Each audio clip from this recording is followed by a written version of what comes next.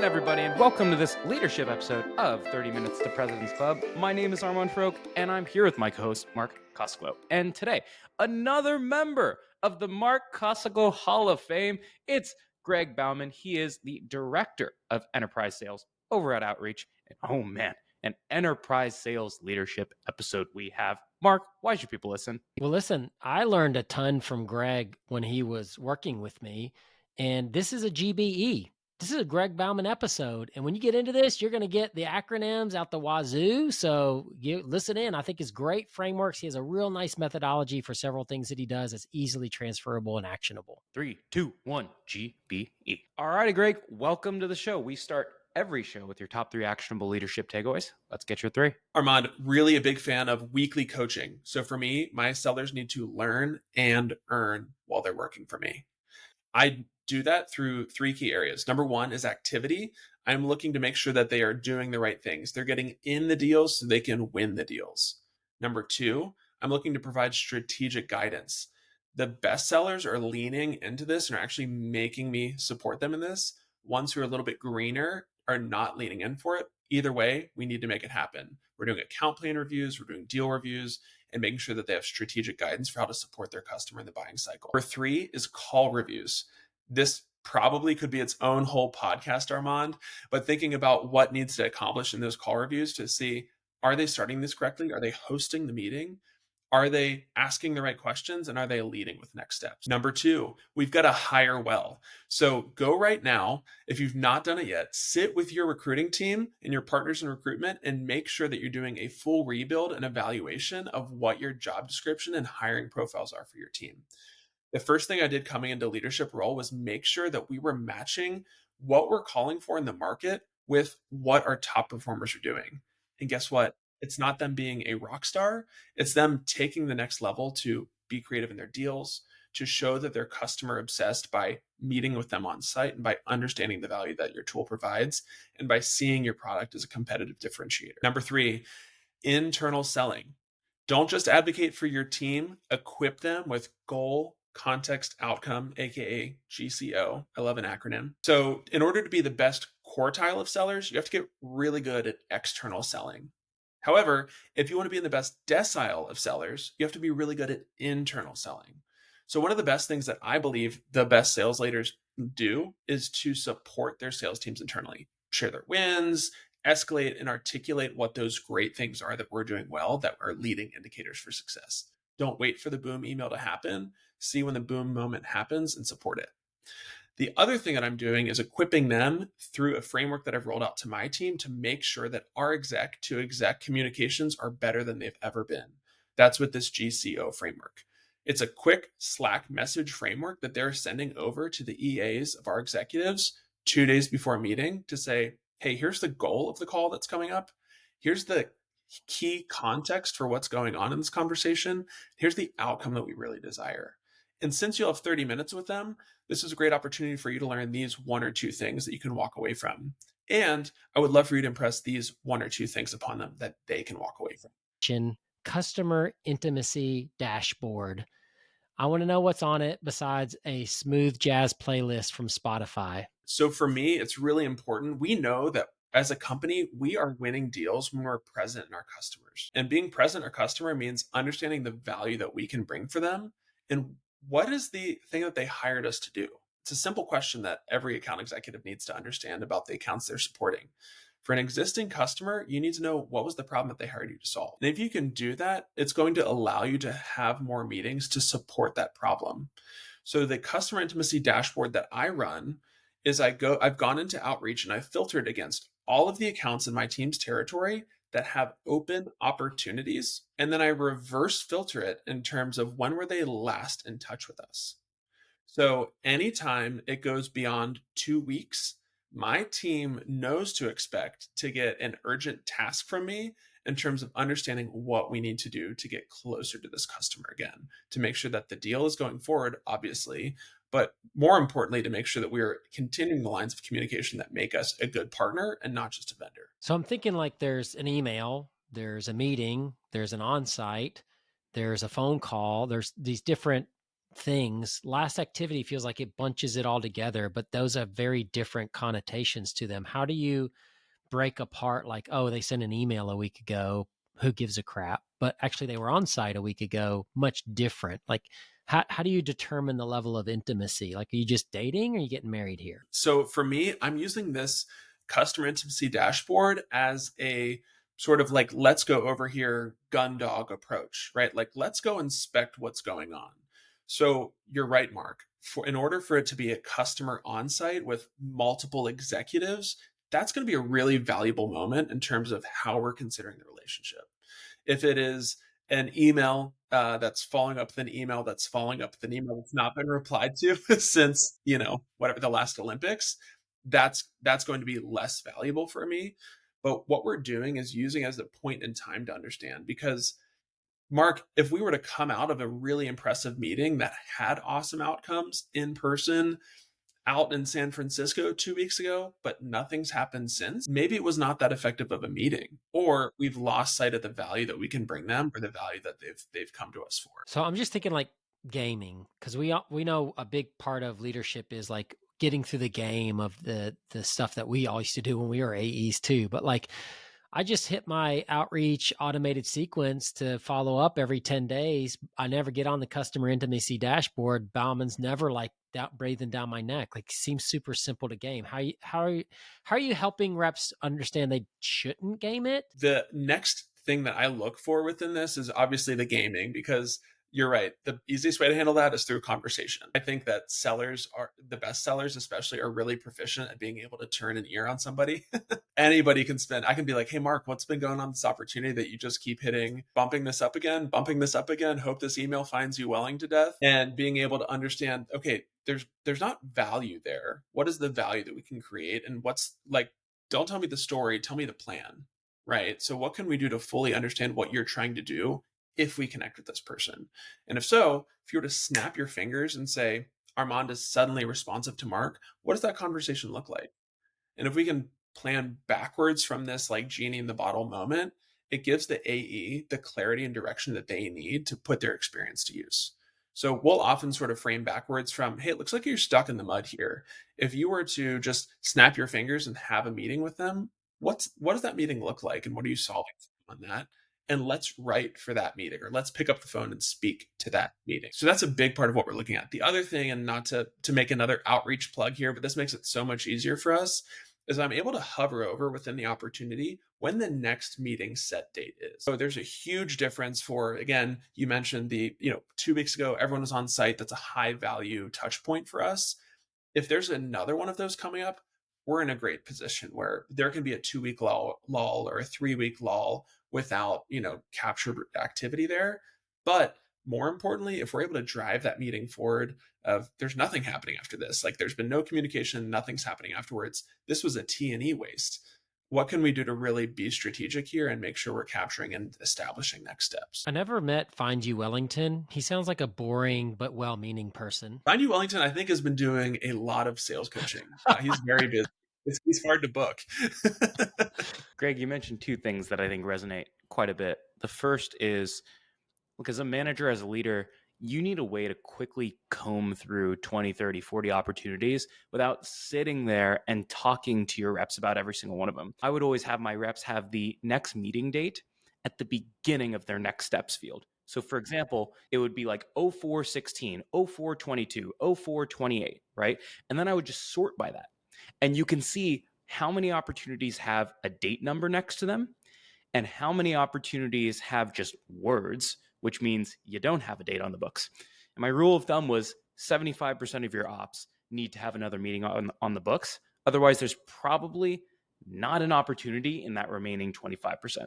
The other thing that you mentioned that was really interesting was the other way you can use activity or last activity and prevent people from gaming it is if you use last prospect activity, because you can game your own activities.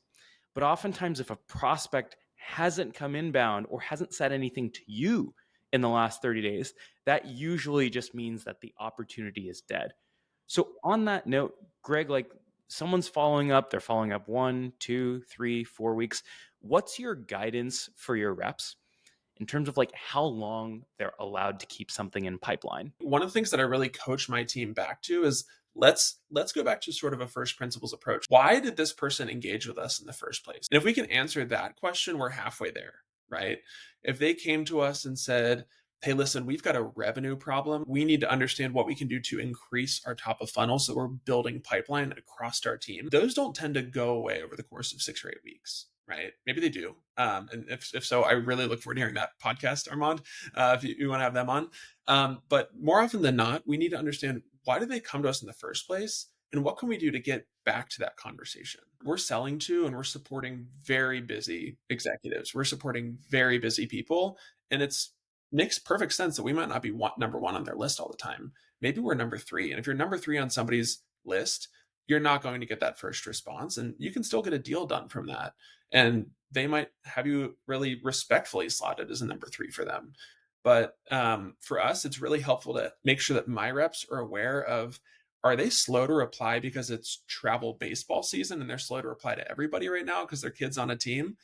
Or are they slow to reply because they've lost vision for the values that we can provide them, or they feel like they can provide that somewhere else? Each of those would give us different walking away points for, let's go ahead and kill it, or let's find a new creative ways that we can become an obvious point of connection for them. I'm kind of tight on this, and I do want to preface it by saying, like, this is mostly my guidelines for SMB and mid-market. Enterprise is a very different beast, but like SMB and mid-market, I want the rep each week to say, this is my next step. It needs to be binary and action-based.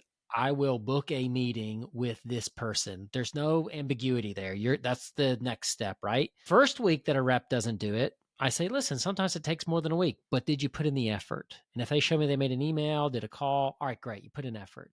All right, keep doing that. Second week that they haven't completed the next step, I say, listen, we need to come up with a more creative strategy. What we're doing isn't cutting through the noise. It's taking us 2 weeks to help this person.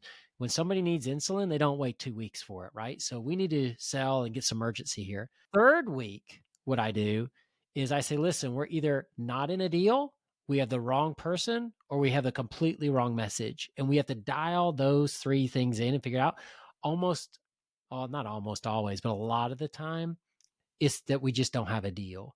We've started with the wrong person or whatever, and it's time to clean that out and concentrate on the deals you have. So, and I'd also argue, Greg, like, I love the look back, like, what have you done next? But the look forward to me is like so valuable. When is that next meeting? If your rep comes into a deal review and says, I don't have a meeting for 2 weeks, and they don't have a plan and what to do in that 2 weeks to make that deal even hotter, then guess what? Like, they're not really a great seller, and you're not doing your job as a manager. Get those people prepped and ready and selling and excited about those meetings coming up.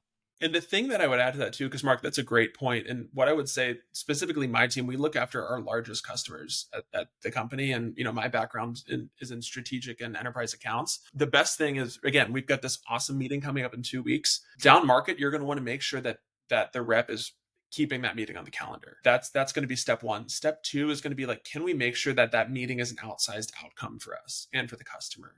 Maybe that's sending over like a pre-read video or a pre-read document to say, here's what we're discussing, let us know what questions you have, or here's what we're planning on discussing. Like, we welcome feedback on this. But then really, like, as we move to the enterprise, we know, and like, this has completely validated this. And if you spend 4.5 seconds on LinkedIn or on Gartner or Forrester's website or anything of that sort, you will know that the buying committees are exploding in size. So if you're resting on your laurels, waiting for that meeting in 2 weeks with one person and not doing the work to understand who else should be part of that meeting, you're going to have a much smaller sort of outsized outcome in terms of what happens, even on a highly successful meeting. Someone's going to get mad at me for using this analogy, but you can't, it never goes anywhere if you're going on a date with someone every 4 weeks. It's moving too slowly. Like, you forget half of the things that happen. Other things have gone on in your life. And oftentimes deals are moving on a steady, forward, efficient cadence if they're actually going to close. So Mark and Greg, you guys see today it's April 16th, and you see a next step, and that next meeting we'll call it is it's after Cinco de Mayo, right? They wanted to make some time for some margaritas. They wanted to take some time off, or maybe they got ahead with you and they need some time to evaluate other competitors, and they want to meet again on May 15th. What should your rep be doing between April 16th and May 15th to be keeping the deal active? So the first thing that I'm coaching people to is, number one, you want to understand why that is, right? Especially if you've built that early rapport and you've built that early connection with them. Why is this? And Armand, it could be, hey, we've taken 3 steps ahead of what we're doing for you. There's a couple of other vendors or solutions we need to validate here. Part of the process doesn't mean you're losing, doesn't mean you're winning. It just means that we need to get back to you after Cinco de Mayo, which is a big moment in the fiscal calendar. I think everyone knows that. One of the things that you need to do is sort of validate what that timing is, especially again for our friends in EMEA. They'll take a 2 or 3 week vacation as well, and so that could just be the next business day that they have available is mid-May, right, coming from mid-April. So for us to really understand what that is can be really big and can set those next steps.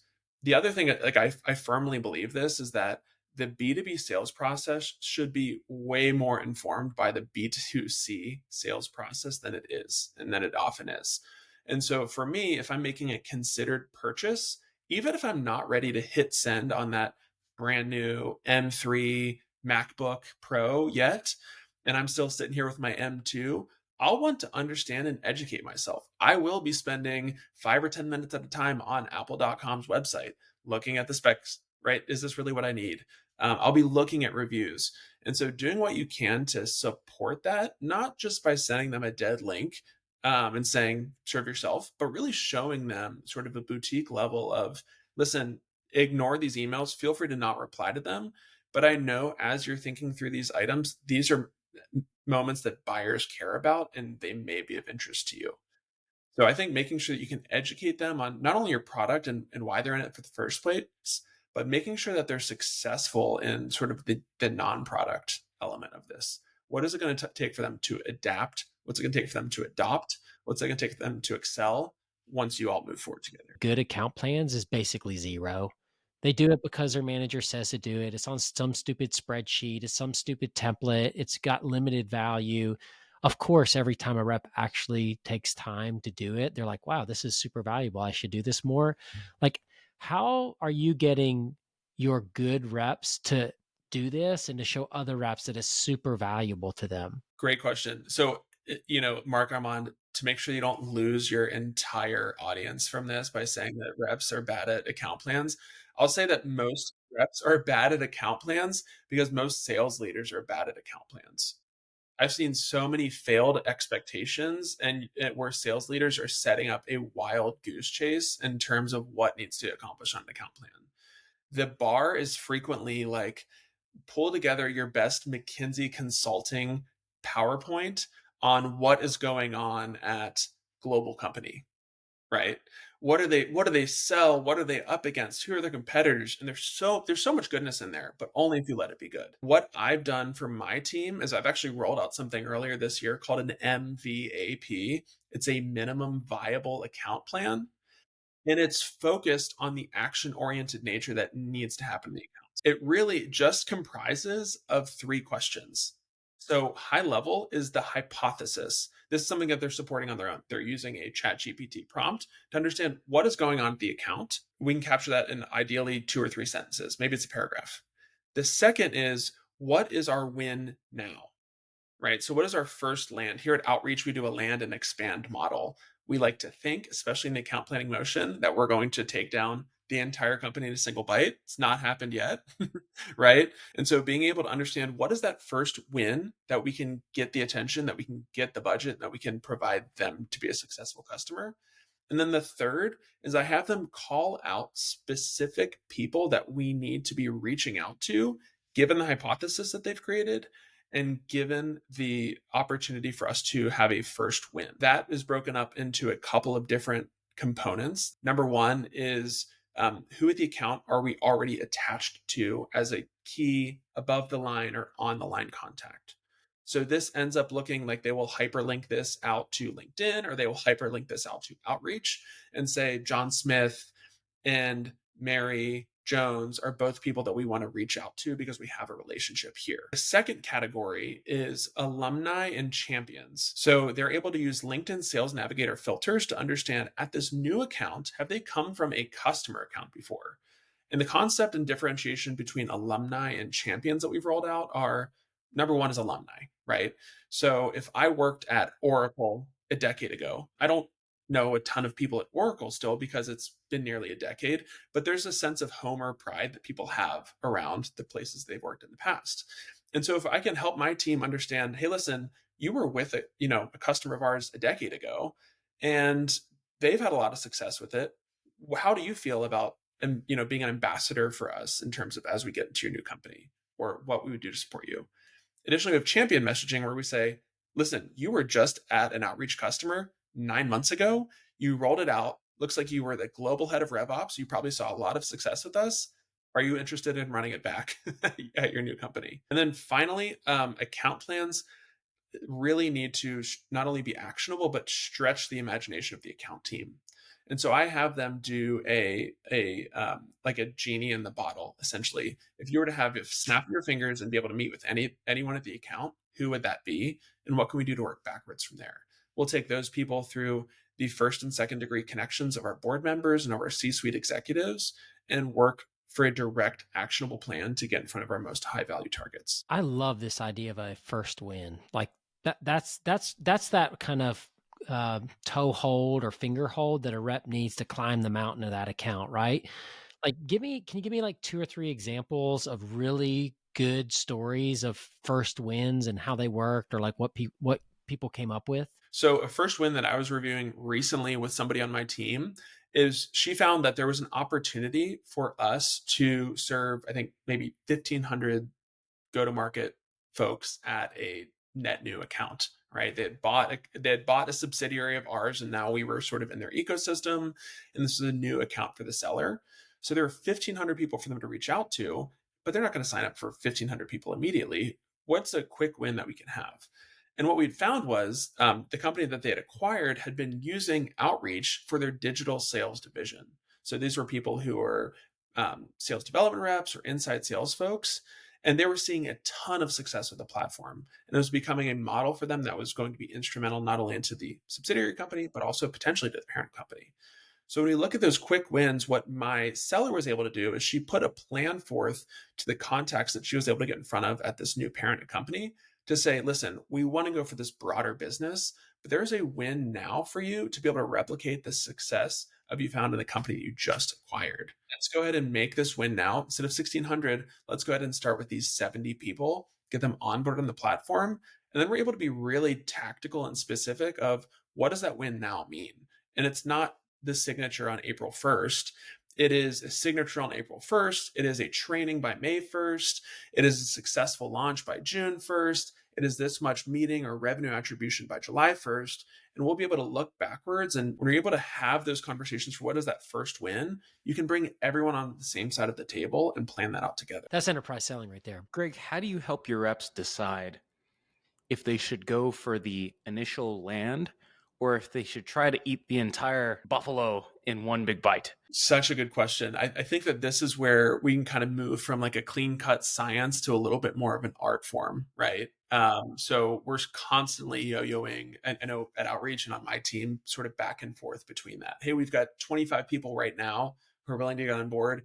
Do we need to roll this up to 100 people to get them started? Or do we try to aim for 1,000? Like, where do we aim for this? One of the things that I've really focused on with my team is again, just creating a culture of discovery, not only internally, but also with the customer to say, what is a reasonable amount? Like 25 people feels like an easy deal for us. It feels like it's in front of us from our side and from your side. Have a conversation about just getting that win now and that we can prove success together. Maybe it would be foolish of us to go for something bigger than that if if the customer's already come to the conclusion that this is a viable group for them to start and to see the wins they need.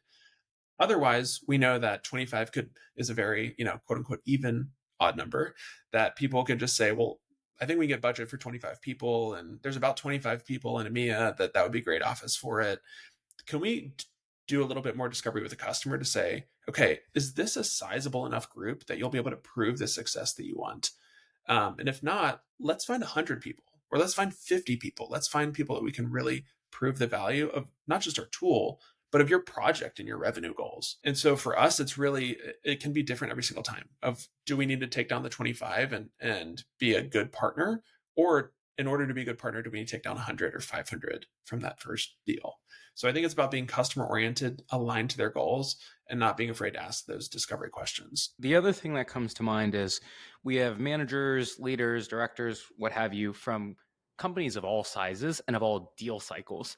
And I imagine there are some people who are doing more of a transactional sale who are like, yeah, I can't really do an account plan where it's like, first I want to reach out to employee number one and then reach out to employee number two, and then that's it. At what deal size or at what deal complexity does it make sense to start using account plans? Why I released the minimum viable account plan for my team is because it's something that they can do like within an hour. They will do this for really every account. Okay. So my team is the enterprise focused team. So they've got about a couple dozen accounts in their portfolio, right? So it's something that's easy enough for them to knock out over the course of, call it, the first month of the fiscal year. For the people that are sort of, maybe we have a multi-million-dollar deal, the MVAP is not going to support the amount of multi-threading that we're going to do on our side and the amount of additional research that we're going to do for the customer.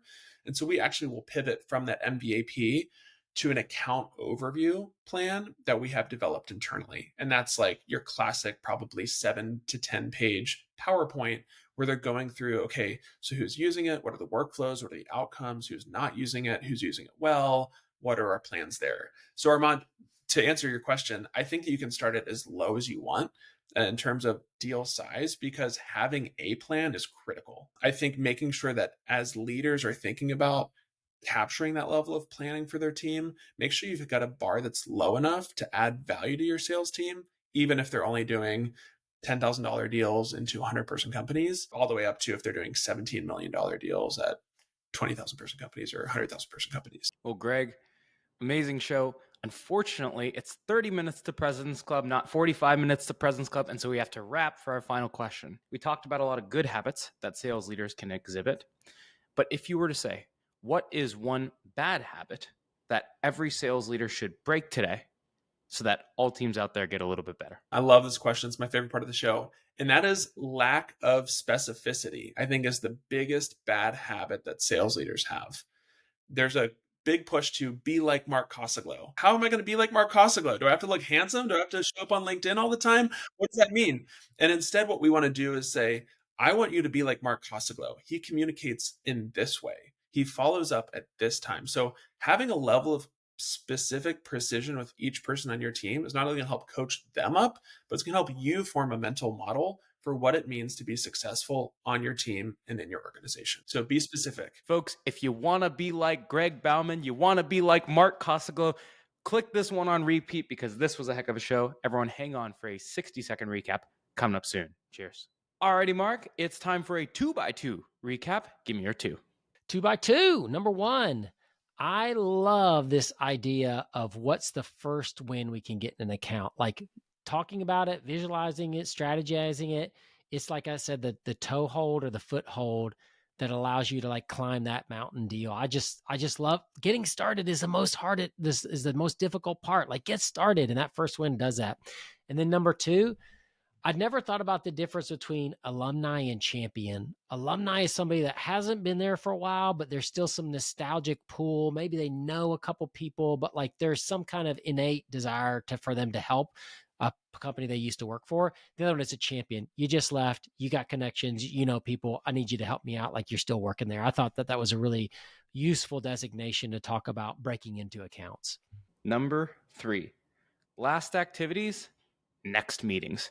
Those are the 2 ways that you can very quickly skim through 20, 30, 40 opportunities and figure out what's real in your pipeline. And number 4 is if you find that there's not a meeting on the books, you might use Mark's 3 steps to finding BS pipeline. Number 1 is, did you even follow up with the opportunity? If you did, maybe in your second week, you might need to find a creative way to get a response. And then number 3 is if you're still not getting a response, at that point in week 3, you might realize that you don't have a real deal and you might need to go contact someone else. Alrighty, folks, so if you like this one, go connect with Greg Baumann on LinkedIn. And recently, we've been writing more leadership stuff on our newsletter. So whether you'd like to forward it to your reps or consume some content of your own on how to be a great sales leader, go check it out. It's just 30mpc.com/newsletter, and we will catch you on the next one.